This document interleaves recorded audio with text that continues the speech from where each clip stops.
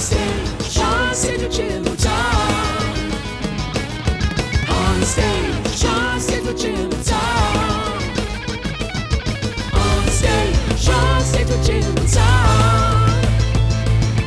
Onstage, Onstage Channel Time.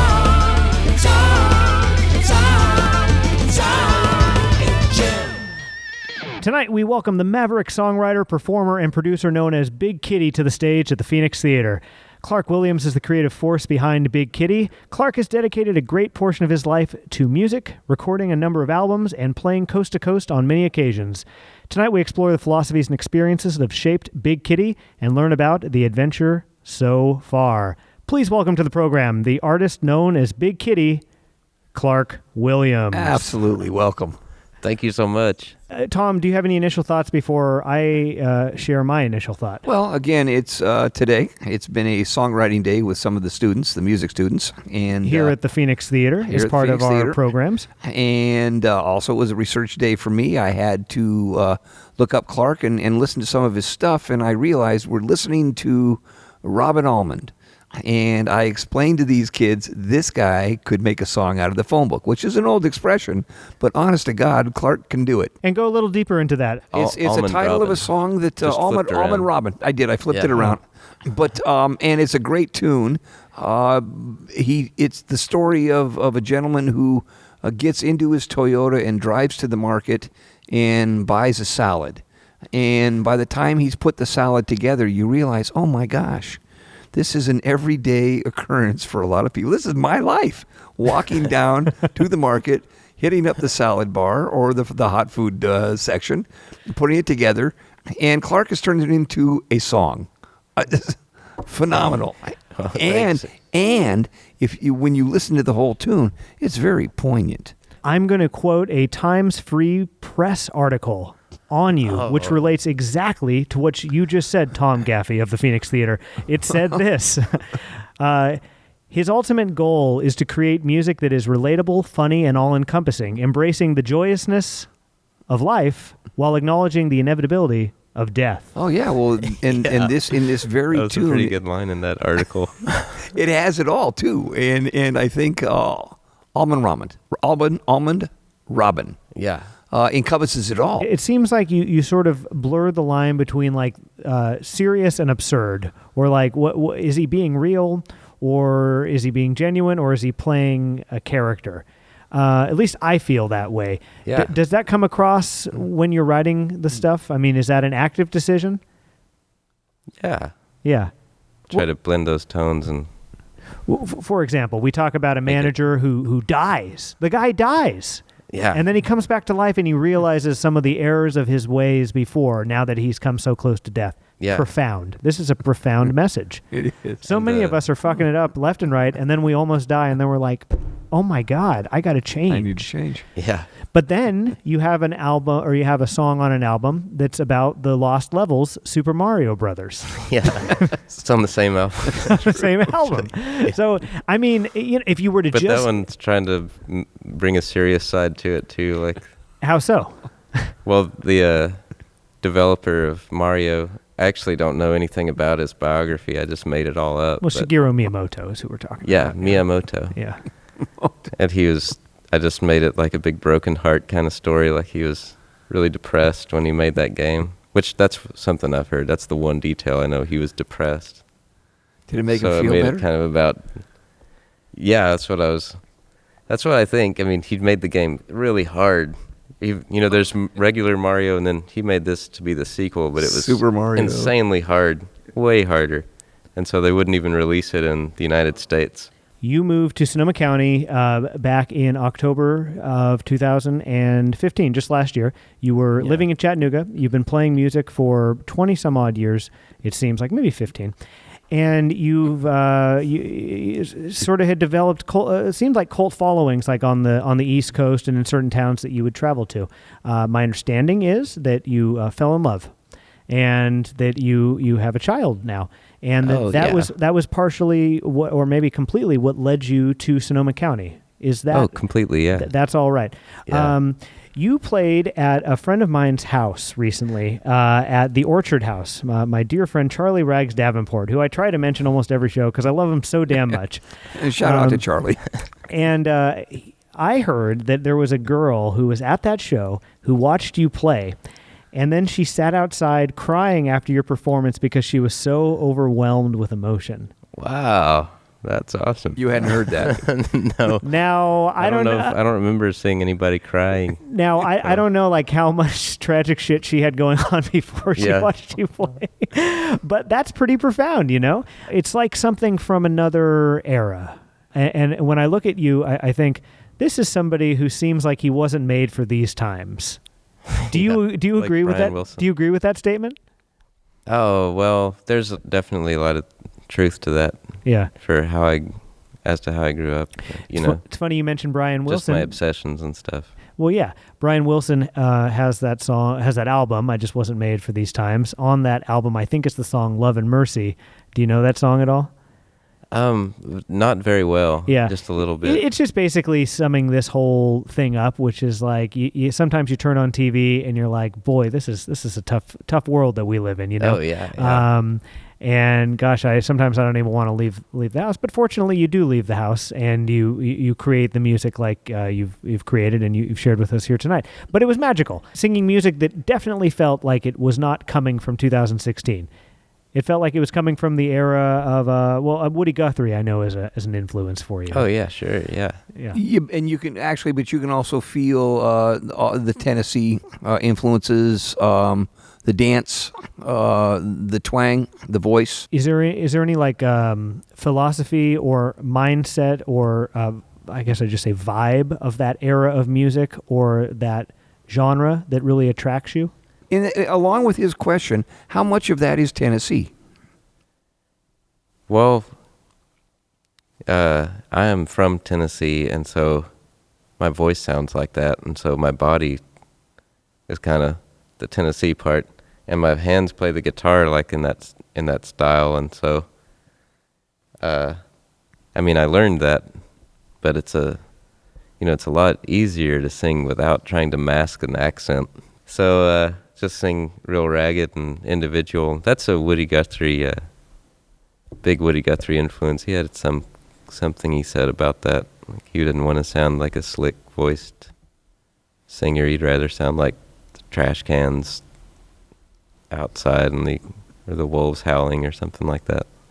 And is that... I definitely agree with that. I love that. And I love that's something about Southern music or, just folk music actually of any kind that I really like. Just the singing without training, but very full-throatedly, like a very strong singing with just a idiosyncratic voice. You're also involved in a thing called Splendor All Around. Yeah. Splendor All Around is a Bay Area-based music collective with a school bus venue. Yeah, really sweet, modified, customized school bus with the windows up high so you can stand up all the way. And they talk about how their tour is about intimacy, abundance, and freedom, and what folk music can be in America today. And they want to spread splendor all around.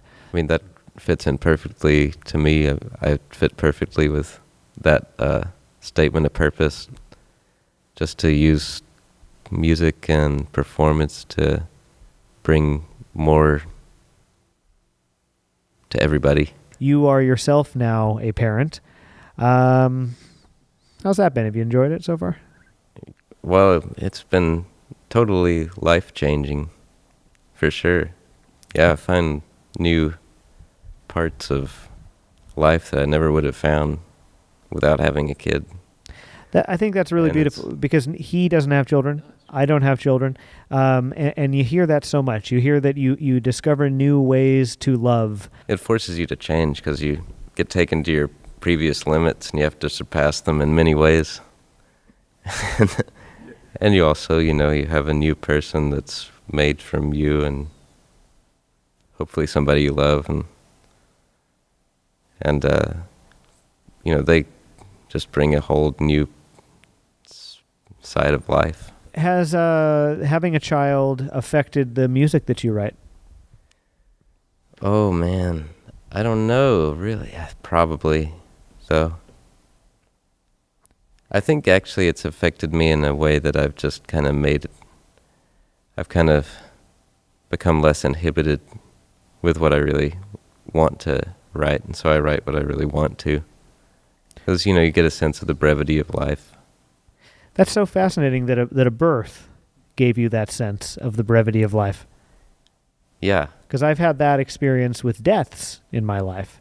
That has given me a sense of the brevity of life. So fascinating to hear you say that a birth gave you a sense of the brevity of life. Yeah. Well, it makes you think about, now I'm as old as my dad was at this, period, and I only have so many years left, and at some point I probably won't be able to sing a D anymore. So might as well. See, you are so way. different from your contemporaries. This is what we keep coming back to. A lot of people have children, they get more uptight. Oh, yeah. You have a child, you're less uptight. Somebody else has someone die near them, they're like, fuck, life is short. Someone is born near you, and you say, wow, life is short. I'm really lucky to have a very supportive partner, Yudi, who's also an artist. Her name's Yudi, and we're married actually, but we're both, supportive of each other and doing, art for our work. And so that's really helped a lot, If you have a kid with somebody who is not supportive of that and wants you to have a regular job, That would make it a chore. that would make it so much different. How has she changed your outlook? How has she changed your life philosophy? I mean, whenever you meet someone that you build a life with, that you create life with, that you basically intend to be partners with for the rest of your life, that's profound. And I'm curious if you can reflect on it a little bit. I mean, what has that partnership meant to you? What was life like before and after? I don't even know where to start with that. That's quite Jim gets heavy. quite an intense question. I mean, not intense, but complex. It is, but I think it's built. I think that meeting with that person, if our goal here is to give some insight into the person who creates the music, you cannot tell the story of Clark Williams without telling the story of Yudi and how that person is affected. Yeah. Well, she came to live in Chattanooga with me for many years, and we collaborated a lot in music. We'd sing harmonies quite a bit, and on some of the albums, she sings on some of my albums. But wow, I don't know. Here, I'll give you a little context while you think about it. And if you want me to cut the whole thing out, I'll cut it out. It's just interesting because usually people at a certain point have to choose between, I'm going to be an artist, I'm going to be a nomad, I'm going to be a traveling troubadour, right? Or I'm going to settle down. I'm going to settle with someone. And that is going to, part of the compromise is I'm not going to live the life I was going to. You seem to have found a way to combine the best of both worlds, and like a good partnership. Yeah, that's I really hope. what it is, I guess. Kind of the both things at once. Well, because I've always thought of a good partnership, stationary life and kind of a nomadic life. and she supports you in that, and you support her in that. Yeah, we've lived nomadically together before too, just driving around and playing and sleeping in the back of the truck. She's gone on tour with you. Oh yeah, and kind of lived uncomfortably to support you as you toured the country. Yeah, we sang together actually. Okay. We were collectively Big Kitty. Okay. Back in 2010. Yeah, it's a beautiful thing when somebody finds a partnership that enhances the stuff that they love to do, as opposed to makes them do the stuff they love to do less for the mutual goal of coexistence. Okay. Oh yeah. And you see so many times that that's not the case, and that's why I go deep into that. I think when we first got together, we were most interested in art, but we were not really doing it as much as we are now. I think we've done it more and more over the years, and have helped each other to do that. She's an illustrator, visual artist primarily. That, to me, that statement right there, that's kind of what I was going for. I also wouldn't be surprised if you formed a family band in like the next 5 years. Yeah, I would expect. She already can sing harmonies. And Your daughter can sing harmonies. Yeah, Obviously, your just- wife can sing harmonies as well. Yeah. And I don't want to tell you how to live your life, but maybe call it the Big Kitty Family Band. yeah. I don't know. I don't know. You released an album called Recordings of Ferns. Yeah. There's like a theme to the album, isn't there? Oh, yeah. Well, the theme is that there's a character whose name, I won't say his real name, but he goes by Gobo. And he records ferns and sells the tapes of the ferns at drugstores and pharmacies to assist in healing. Kind of like a folk medicine. Tom, did like you to heal know? burns and things like Did that. you know that ferns produce over 1 million simultaneous tones, a level of oral projection which utterly overwhelms human acoustic receptive capacity? You know, I could believe that. Have you ever been in a fern grotto before? I have not. Have you? Oh, yeah, I have. Tell us about that experience. It is. I'd never heard the part about the sound, but as a matter of fact, it is very soothing to be surrounded by ferns. And yeah, very much so. It really is. And so when I was younger, I was fascinated. I think it was out at Point Reyes. My dad had turned me on to what he called print ferns.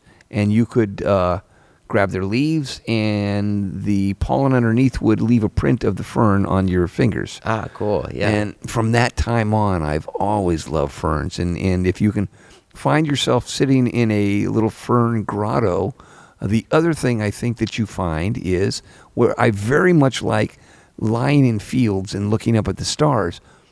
But when you do that, the odds you're going to get out of that field with a tick are quite high, especially in this area, but not in a fern grotto.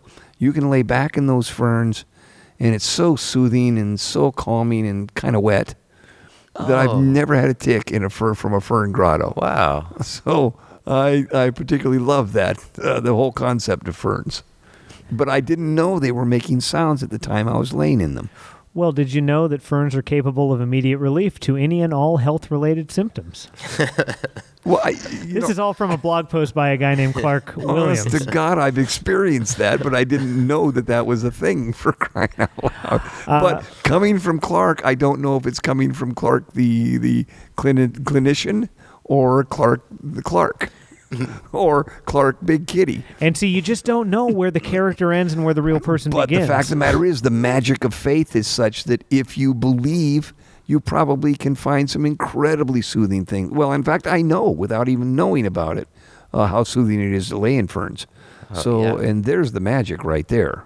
They are magic. They are magic. Very magical feeling you get when you're around ferns. I want to go back to ferns, but what does magic mean to you?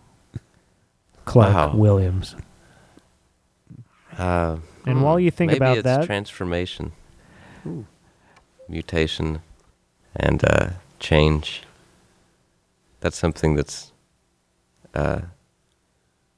you generally resist doing, I think. Resist change. And so maybe you need some kind of midwife, so to speak, that could be, anything you encounter, like a fern field or some music, book, or a child. like that. Yeah, a child, a person. it's it's regenerative, I suppose you could say. Magic is regenerative. Hard times too, actually. Hard times are regenerative. Yeah, well, unless they kill you. Well, hey, we've all experienced that. Well, that's regenerative. Yeah, you're right. Yeah, that's regenerative. That's funny. Funny you bring that up. It's funny you bring that up because I look at Clark Williams, aka Big Kitty, and I think, what a happy-go-lucky individual. And then you mention hard times, and I'm like, gosh, I hope. Oh, what a sweet man. What a sweet person. That's too bad that he as well has probably experienced hard times. But magic can get you through hard times as well. Yeah. In fact, sometimes it's the only thing that gets you through hard times. Oh yeah. for Depending sure. on how wide your definition of magic is. Sometimes I look at magic as like a person coming into my life, much like Yudi, much like your child, but a person coming into your life at a particularly difficult time and changing the trajectory that you're on. You're so in your head about so much, and then you meet a person at that particular moment, a perhaps a love interest, perhaps just a close friend, and all of a sudden everything changes. That's magic to me. Yeah. Yeah. There's no reason on agree. paper why that happened or what made it happen, but it happened. And that's magic to me. Yeah. But recordings of Ferns, back to that, this individual, this very fanciful tale, Gobo is taking, recordings of Ferns to the local pharmacy and Yeah. selling them as sort of like a heal-all sort of thing. Yeah.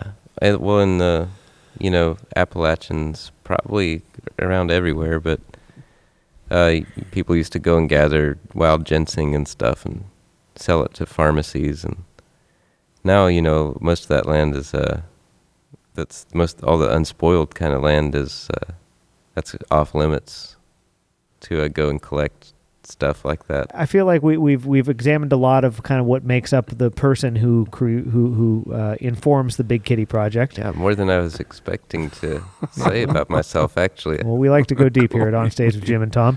Good. I needed to see a therapist. We're divers. I feel like I've Far out. Good. And my I've goal recuperated with the pretty well. program is that when people come on here, they feel like they're getting a free therapy session. Yeah. So it's there great. It's good to have a little. Yeah, you're absolutely nuts. That's what I wanted to hear. Okay, go ahead. See. Tom, do you have any thoughts on this project? Yeah, the man is absolutely nuts. Here's the thing, though. And you put him right on the spot with that. I had told this. There was one night I was up at some friend's place, staying the night, and I was sleeping in my truck out in their side yard.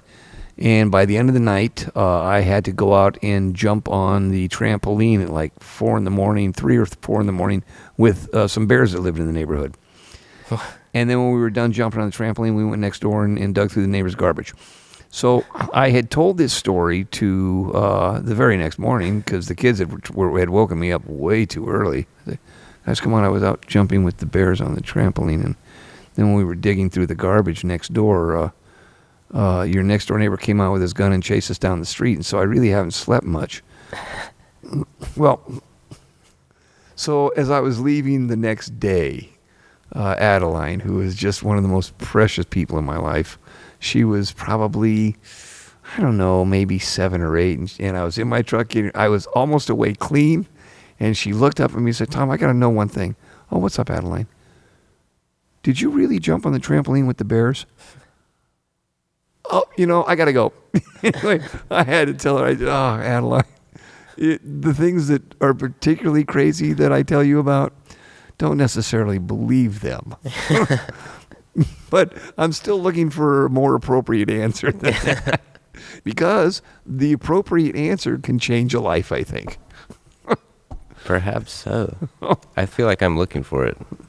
You're hoping you find the answer to The that answer. question? Yeah, this is that question and many of the other questions that you asked me tonight. I feel like how do you I was answer just that kind of guessing. Well, that's because, because it doesn't matter. Because a lot of what I ask doesn't matter, and we spend a lot of time stressing about these questions like I asked. It all doesn't matter, but it's interesting.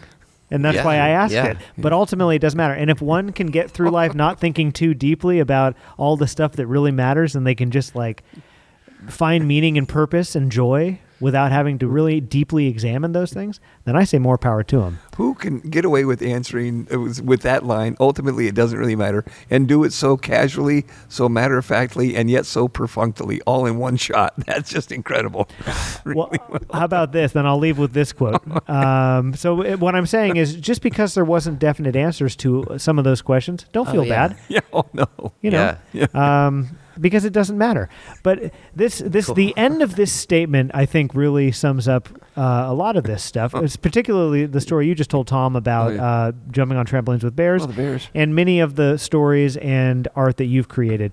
The first half doesn't really apply, but the second half really does. There was a New York Times columnist named David Carr who passed away a couple years ago. I was a big fan of his. And there was a quote that he wrote in his book, that, and the quote is this: I now inhabit a life that I don't deserve, but we all walk this earth feeling we are frauds. The trick is to be grateful and hope the caper doesn't end anytime soon. Yeah, I That's a believe good that. one. Yeah. And I think that sums up the Big Kitty experience and the Tom Gaffey experience. Yeah, all in one shot. And the life experience. So the trick is, everybody out there, if you're looking for truth, be grateful and hope the caper doesn't end anytime soon.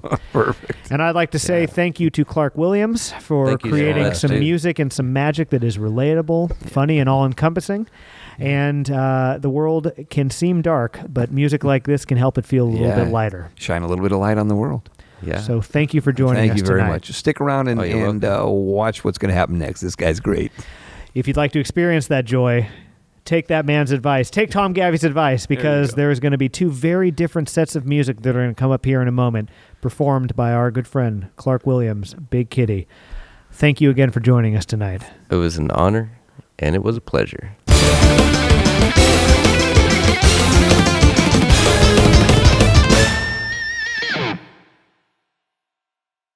Almond Robin went grocery shopping. He went to the store to get his dinner there. In his Toyota he did travel. They say he drove with special care. Almond Robin was a handsome man. His eyes were green, they were green as grass. He worked full time at the hospital. Underneath his eyes, a white paper mask. He pulled his Camry into a parking spot. There's a lot of other cars and people around. Had to walk a long distance across the parking lot just to watching the sun going down. Almond Robin approached the salad bar. He filled his little box all up with salad greens, sliced cucumbers and cherry tomatoes, shredded carrots and other good things. A jar of pickled beets caught his eye, so Almond left that salad bar. He reached for the beets with his weak left hand, and the jar fell down and shattered on the floor.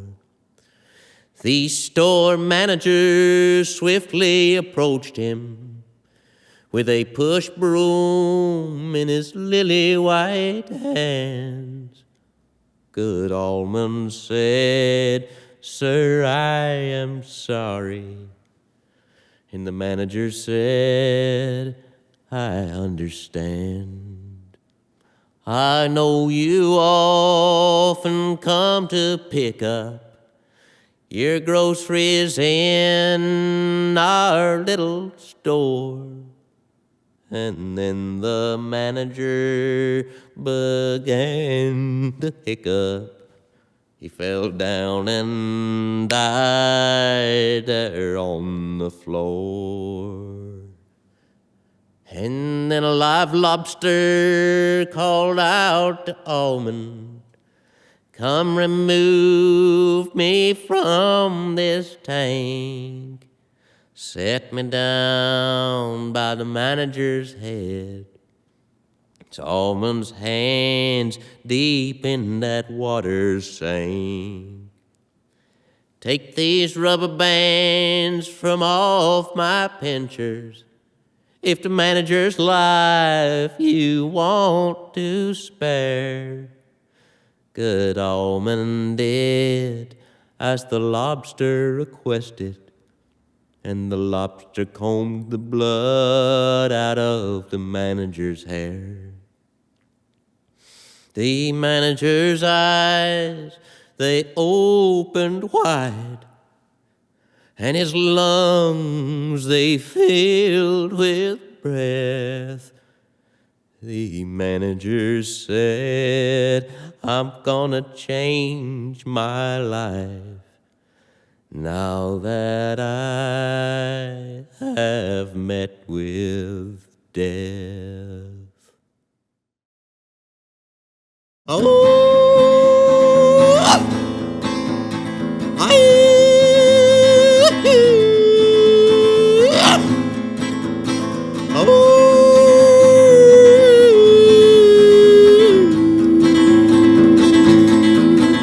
On the green, green grass, all the flowers we pass are red as the blood at the Winchester Pass, and it all keeps coming back, and I see them all again. Art and Paul, my friends, Carol who died with a smile on his face. Oh, the Winchester Pass was a terrible place. Terrible place. You would think the past didn't move so fast as the boys at the Winchester Pass. They hid in an old oak tree and scared my friends and me. And Carol threw a stone and a boy hit the ground, and you could hear the screams back at Winchester town.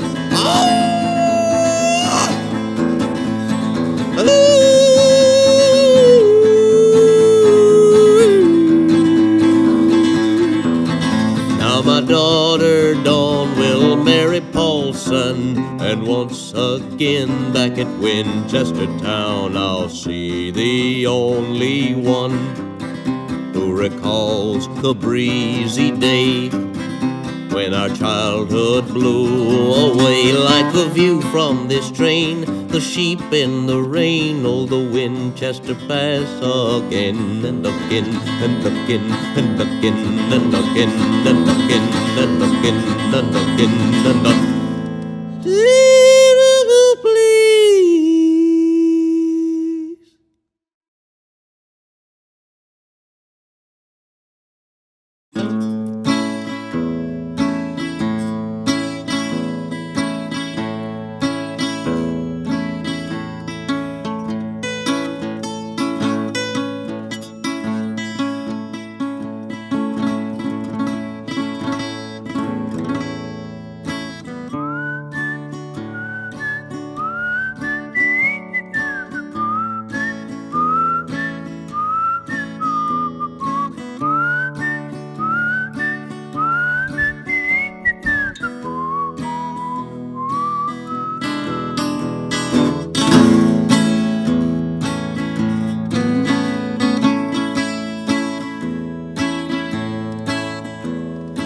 Every year, 10 years go by, I've met a brand new butterfly.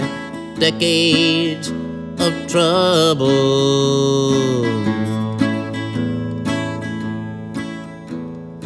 leg of ant and mind of ant, ant hill and food.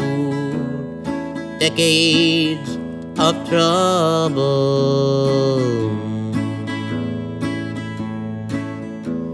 The weeds had growing sidewalk lines, watermelon seeds and rinds, final horizon.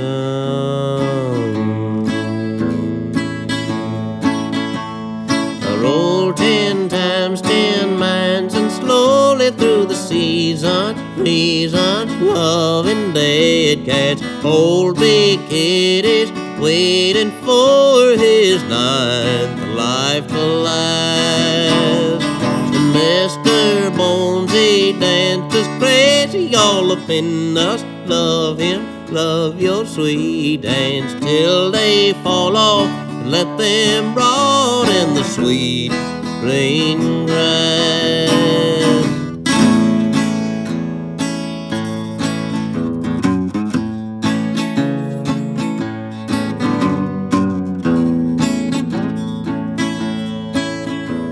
Grocery store filled up with lead, AKs fashioned out of bread. Final horizon.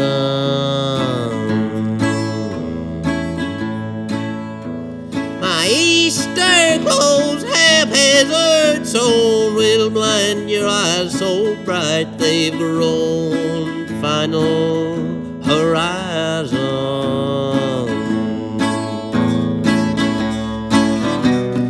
Last night I dreamed that I was drinking water in an ice cream parlor. Flowers twining round my legs that pulled me to the ground.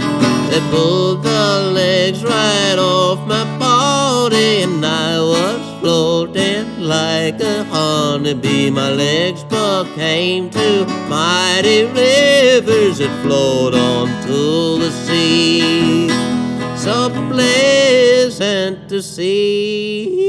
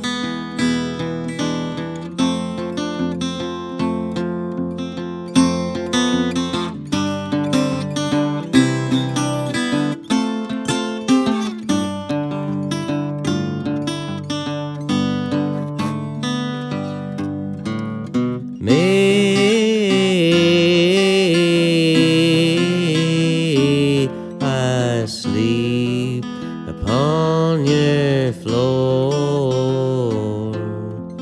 I've been untrue, but I've come to renew my old ways.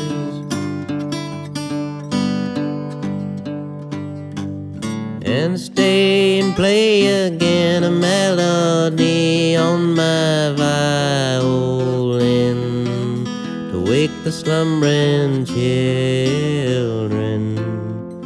Though they forgot, they'll recall soon enough when they hear.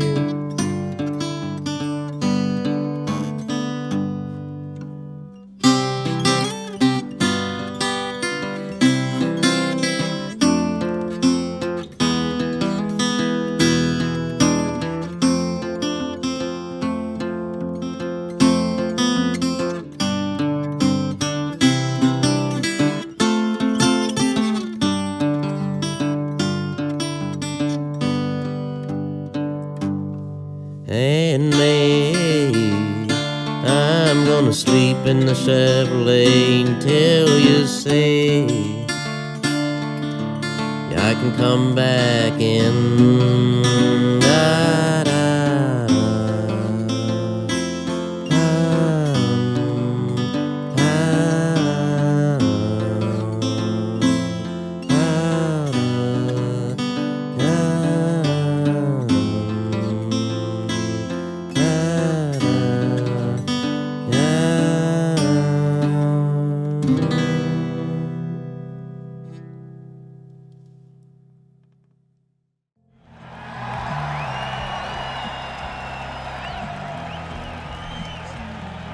Thank you. Thank you. Thank you. Thank you so much. It's the boy who smelled real good.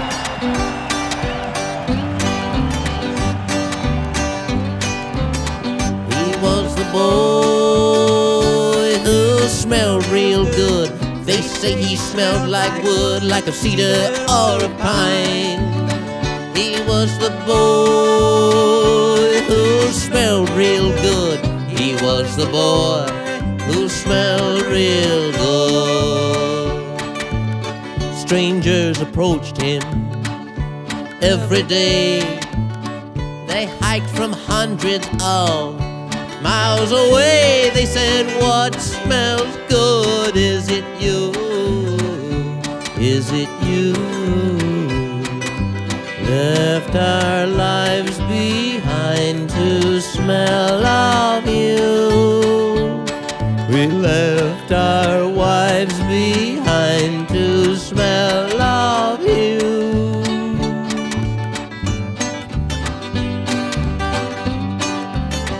He was the boy who smelled real good.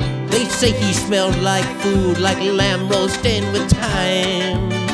He was the boy who smelled real good. He was the boy who smelled real good.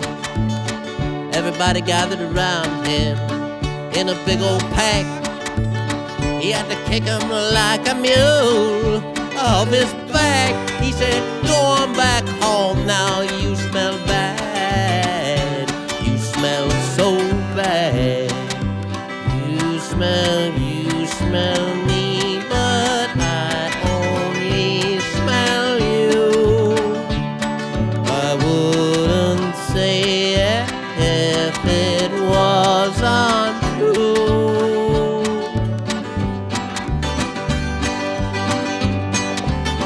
He was the boy who smelled real good. They say he smelled like fruit, like a fresh picked clementine. He was the boy who smelled real good. He was the boy who smelled real good.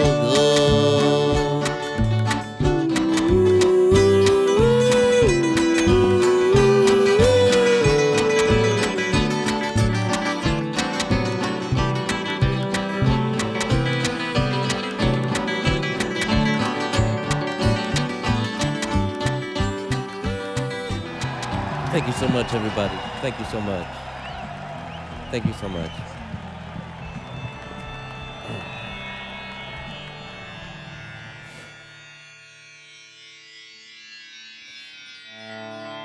Oh no. Oh no. Giant blades are growing out of my fingertips. Oh no. Giant blades are growing out of my fingertips.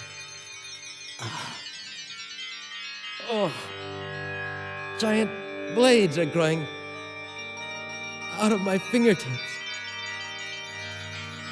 The blood is pouring out in sheets. Oh, the pain is so bad. I can feel it all the way.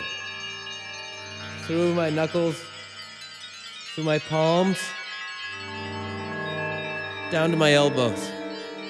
Giant blades are coming out of my fingertips.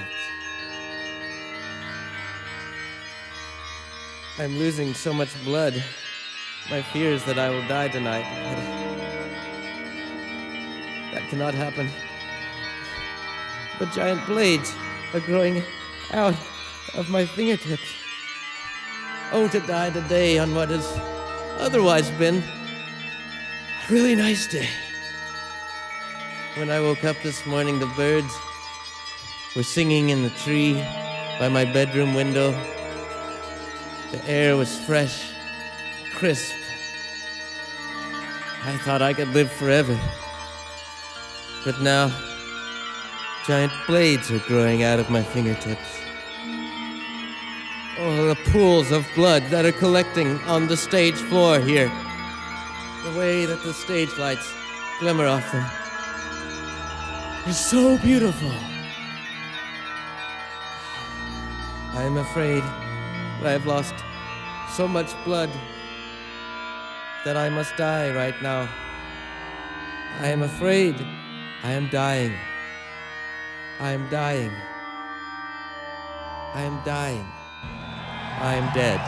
I am dead. Thank you. Thank you. Thank you.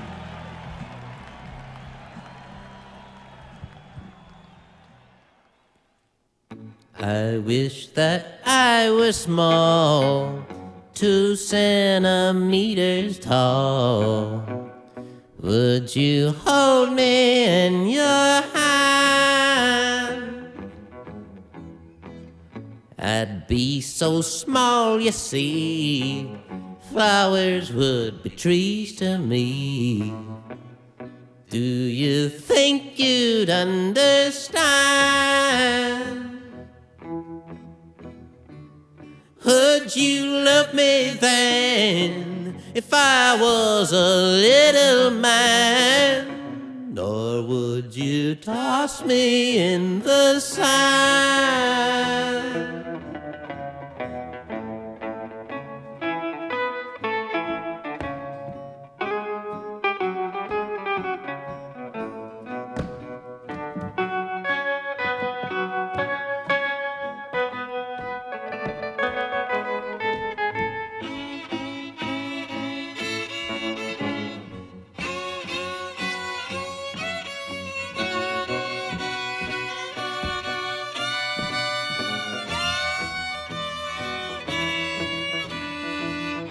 I wish that I could be as tall as the tallest tree.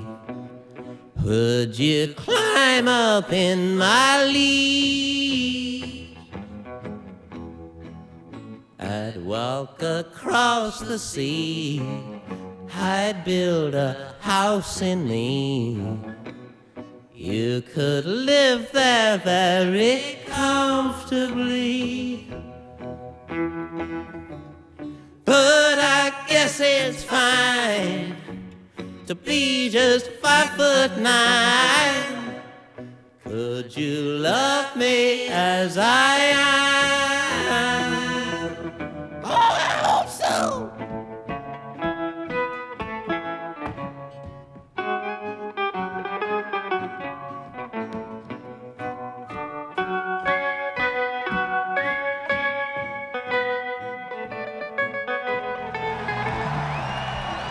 Thank you so much. Thank you. Here's a message you, of everybody. importance to millions of people who are continually pale and washed out, weak and run down.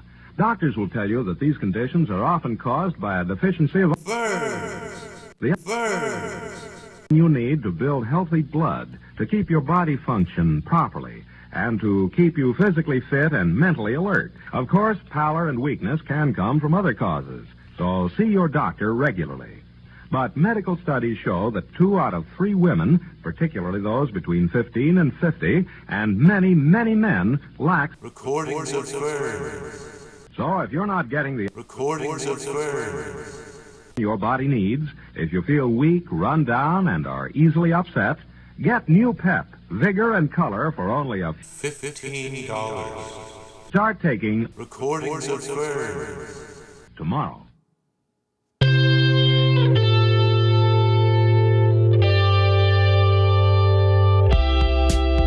Thank you so much, everybody. My name is Big Kitty. I'm originally from Chattanooga, Tennessee, and this is a song about that fine little town, Chattanooga, Tennessee. It's a nice place to visit. Chattanooga, Tennessee. I think the world can see, but you can take it from me. It's a pretty good place to be. By the river Tennessee, it's where you can be free. She's a restless beauty, man, there's so much to see, there's so much history. The Greek and Cherokee, the dynamo of Dixie. It's such a mystery to me. Got an electric sea, it's the Tennessee Aquarium. Got the IMAX screen, powered by EPB. That's the name of the power company. We got rock climbing. Let's go hang gliding. Oh man, let's go railroad riding. It just ain't time for fighting. I got pizza at Mr. T's. Better pizza at Loopy's. You'll find it on 4th and Broad Street. Hey buddy, save a slice for me. Now I'm walking down Market Street, taking a ride on Martin Luther King. Now it's becoming Bailey, and there's the ridge that they call Missionary. We got art in the streets where the lovers meet. Then they touch their feet between the loving sheets. It's where we can be free. Man, there's so much to see. The place to raise a baby. Live like a king for free. Live like a king for free. As naked as you can be. It's where you can be free. Man, there's so much to see. You can wash your feet at the library. Pick up a book and read about the Cherokee.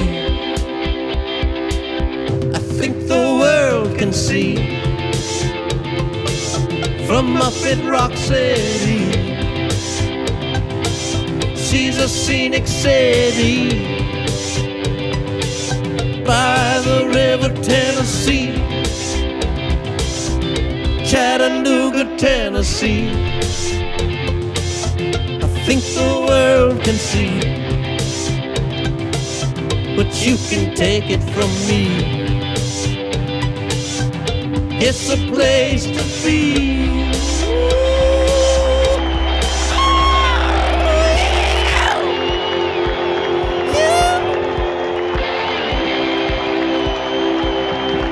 Thank you so much, ladies and gentlemen. My name is Big Kitty Clark Williams, and it was a great pleasure to play for you tonight. The glorious Petaluma, California. I only got 1.5 or 0.5 songs left for you tonight. And I ain't wasting no time telling you that I love you. Telling you that I love you. I ain't wasting no time telling you that I love you.